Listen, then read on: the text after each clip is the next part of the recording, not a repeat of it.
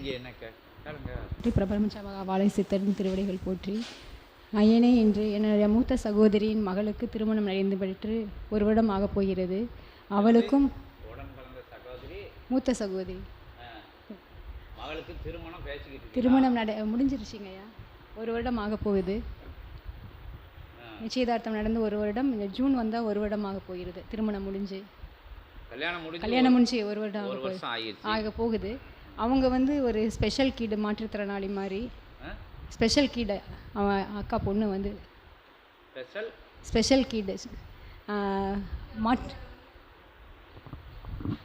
அவங்க வந்து ஐயா நம்மளோட இயல்பான தோற்றத்தை உடையவர் அல்ல. அவர் வந்து தனது உருவ அளவிலே மிகவும் குறுகியதாக உள்ள உருவ அமைப்பை பெற்றவர். கருவிலே அவரை வந்து கண்டடைந்திருக்கிறார்கள். ஆனால் அவர்களுக்கு அந்த நிகழ்வுகள் சொல்லப்படவில்லை. ஆனால் அதில் அவர்களுடைய உருவ அமைப்பு, கை கால் உயர அமைப்புகள் சிறியதாக இருப்பார். ஆனால் அவருக்கு வந்து சில பல அறுவை சிகிச்சைகள் மேற்கொள்ளப்பட்டு அவர் ஒரு இயல்பான நிலைக்கு வந்துள்ளார்.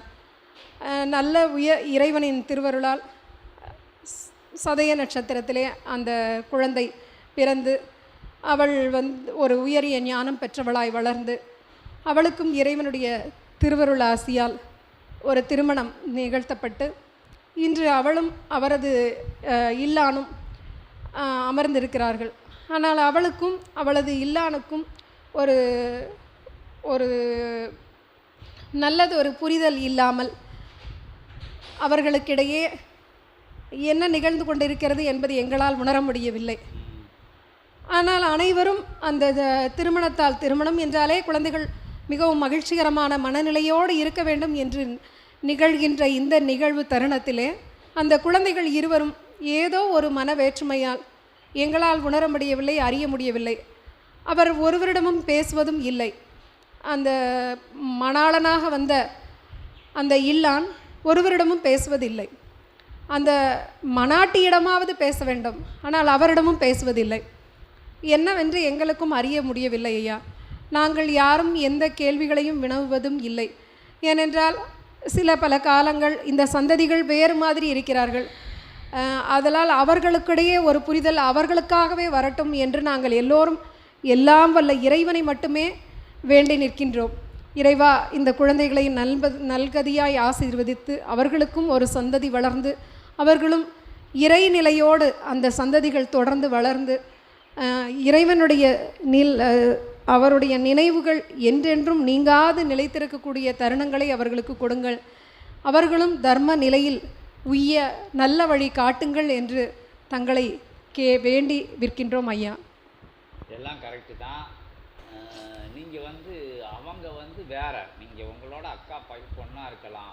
ஒவ்வொருத்தருக்கும் தனிப்பட்ட பூர்வ ஜென்ம நிலைகள் இருக்குது. பூர்வ ஜென்மத்தில் செஞ்ச வேற்று மாற்று நிலைகள் இருக்குது, பாவ புண்ணியங்கள் இருக்குது. அதனால் அவங்க பெறப்படுத்தி அதற்குண்டான பலனை அவங்க அனுபவிச்சுட்டு வராங்க. எல்லாரும் நம்ம குழந்தைகளாக இருந்தாலும் கூட அவங்க வந்து பூர்வ ஜென்மங்களில் செஞ்சதோட பிரபஞ்சம் சொன்ன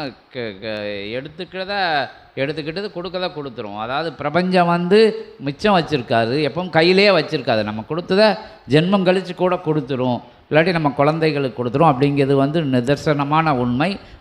அதுக்குள்ளே நம்ம இறைவே போக முடியாது, யார் நினச்சாலும் போக முடியாது. அதனால் இப்போ வந்து அந்த குழந்தை வந்து இங்கே கோபூஜையை பார்க்கணும் கட்டாயம். கணவன் மனைவியாக வர முடியாட்டாலும் யாரோ ஒரு ஆள் கூட வந்து இங்கே கட்டாயமாக பார்த்தாக வேண்டும். நீங்கள் இறை சபையோட லிங்க் அந்த பாப்பாட்ட கொடுத்துருங்க. இங்கே வந்து பார்த்துக்கிட்டு இருக்கணும், கோபூஜையை பார்த்துக்கிட்டு இருக்கணும். நிகழக்கூடிய கோபூஜையை இறையாளர் தானே, இறை தேடல் உள்ளவங்கன்னு சொல்லுதையே. முதல்ல சபையோட ஆற்றலை புரிஞ்சுக்கிடட்டும், சபைக்கு சேவை பண்ணட்டும், அவங்களுக்கு தெரிஞ்சவங்களுக்கு இந்த லிங்கை அனுப்பிச்சி விடட்டும், செய்யட்டும். அப்படி புண்ணியங்கள் முதல்ல செய்ய ஆரம்பிக்கட்டும். அதுக்கு இடையில் அவங்கள 2 பேரையும் நீங்கள் எப்படியாச்சும் இங்கே கூட்டுட்டு வர்றதுக்கு உண்டான விஷயங்களை முதல்ல பார்க்கணும். ஏன்னா கோமாதா பூஜை அதுக்கு முன்னாடி இயல்பில் சூட்சமத்தில் இதில் பாட்டுக்கிட்டு, ஏன்னா இது உயர் வினையின் ஒரு தாக்க நிலை. இது வந்து ஏன்னா அங்கே அந்த நிலைகள் மாற்றங்கள்ங்கிறது வந்து அவங்களுக்குள்ள என்ன கருத்து வேறுபாடுகள் வந்ததோ என்ன நிலையோ தெரியாது. அந்த சூட்சமத்தில் நம்மளால் போக முடியாது.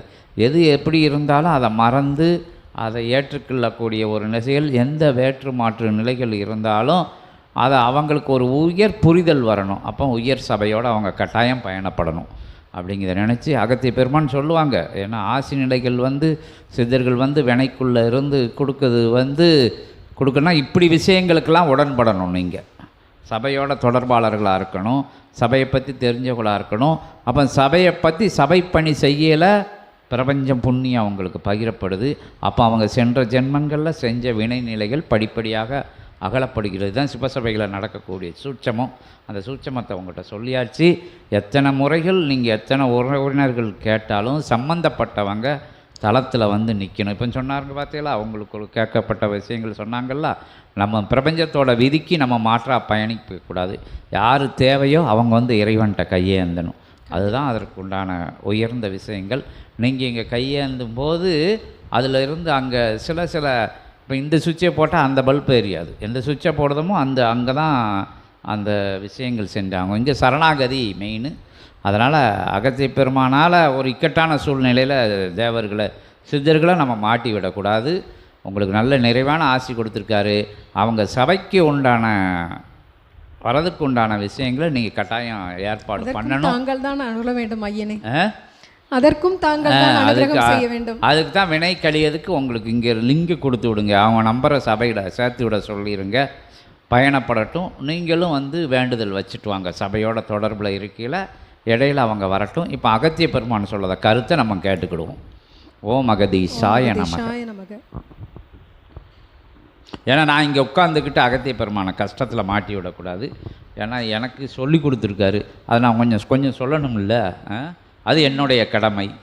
ஆசானுக்கு நம்ம அவங்கள கஷ்டப்படுத்தாமல் நம்ம சில விஷயங்களை சொல்லணும். ஓம் அகதீஷாய நமக. இன்புற்று வாழ்க. அகத்தியமே ஜெயம், ஆனந்தமே அகத்தியம். இறைகணங்கள் தவமேற்ற ஏகதசி பெருநாள் விழா கண்டு சச்சங்க பெருவிழா நிலைதனில் அற்புதமான ஆசிகள் பெற்ற சீடர்கள் அவரவர்கள் முழு சரண்நிலை முழுவதுமான சரண்நிலை முதல் நிலை கொண்ட சரண்நிலை அந்நிலையோடு சபையோடு வலம் வருகின்ற பொழுது நிச்சயமாக அவர்களை ஏற்றுக்கொள்கின்ற சீடர்களது இகலோக வாழ்வு என்பது சபையிலிருந்து அவர்கள் மூலமாக நல்ல ஆட்சியாக பரிசளிக்கப்படுகின்றதென்றும் அகத்தியன் உரைத்து மகிழ்கின்றோம். ஓம் அகதீஷாய நமக. அவ்வாறு அவர்கள் சபைதனில் இருக்கக்கூடிய ஒரு நிலையை சித்தன் உரைத்தவாறு ஏற்றம் கொண்டு அருள் புனர்ஜென்ம கோமாதா பூஜைதனை சாதன நிலைகளின் மூலமாகவும் அகத்திய நாமங்கனையும் இங்கிருந்து வழங்கப்படுகின்ற பிரசாத அருள் பிரசாத திருநீற்றுகளையும் பெற்று ஏற்றமுடன் சபை நாடி வந்தமர்ந்தும் சபை தொடர்பில் இருக்கின்ற பொழுது நிச்சயமாக அவரவர்களுடைய மாற்று நிலைகள் வேறறுக்கப்பட்டு கலியுகமதிலே நல் இகலோக நிலைதனில் நல்விதமாய் அவரவர்கள் இல்ல நிலையில் வலம் வருகின்ற சூட்சம நிலை கொண்ட ஆசிதனையும் அகத்தியன் யாம் அருள் நிறை இறைமங்கள சிவகூரை தலமதில் ஏகதசி பெருநாள் ஆசியாக வழங்கி மகிழ்ந்து அமர்கின்றோம். அகத்தியன். ஓம் அகதீஷாய நமக. அகத்திய பெருமான் அதை தான் சொன்னதான் சொல்லியிருக்காங்க. போகையில வேலு இந்த பிரசாத பையை வாங்கி கொண்டு அவங்ககிட்ட கொடுத்துருங்க. அவங்கள சபையோட இணைஞ்சு இருக்க சொல்லுங்க. பிறகுதான் உங்களுக்கு தெரியுமே சபை நடவடிக்கை. உங்களுக்கு தான் எல்லாம் தெரியும்ல. அதே மாதிரி நடவடிக்கை எடுத்துக்கோங்க. உங்களோட அனுக்கிரகம் அவங்களுக்கு கிடைக்கும்னு இருக்காங்க. நீங்கள் சபையில் தொடர்ந்து பயணப்படையில் உங்களோட புண்ணியங்களும் அவங்களுக்கு போய் சேரும் அப்படின்னு சொல்லி அகத்திய பெருமான் இன்னைக்கு ஏகாதசி ஆசையாக கொடுத்துருக்காங்க. மிக்க நன்றி ஐயா. ஓம் அகதீஷாய நமக. ஓம் வாலை மகா சித்த தேவாய நமோ நமக. ஓம் அகதீஷ்.